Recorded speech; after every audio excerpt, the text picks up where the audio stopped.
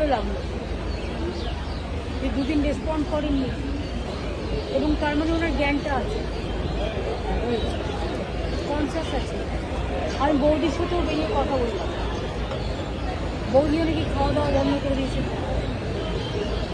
তারপর মিদনাপুরের দুটো কেস এখানে আছে, ওদের সাথেও কথা বললাম, ওদের বাড়ির লোকের সাথেও কথা বললাম। ওরা ভালো হয়ে যাবে, ওরা অনেকটাই ভালো আছে, একদম চলে গেছে। আর ডাক্তারদের এরা খুব করেছে, ডাক্তার সিস্টার সকলের চিকিৎসায় আশা করি ওরা ভালো হয়ে যাবে। আমার স্টেপের মনে হলো, আমি কথা বলে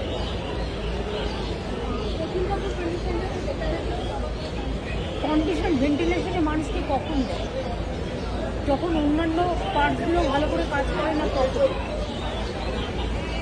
আর যে ওনার যে অসুখটা সেটা খুব ক্রিটিক্যাল। দুদিন ধরে কথাই বলছিলেন, রেসপন্ডই করছিলেন, এই এখন রেসপন্স করলেন।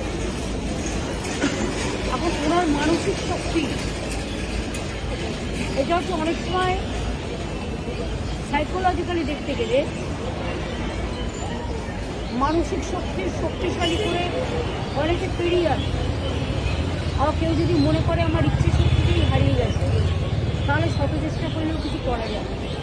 অবস্থা খুব ক্রিটিক্যাল, বাট আমি দেখেছি রেসপন্ড করেছেন, আশা করছি ভালো হয়ে যাবে। সত্যিভাবে কি কিছু বললেন, অনেক কথা বলেছেন, কিন্তু সেগুলো তো আর ওগুলো বাইরে বলার জন্য।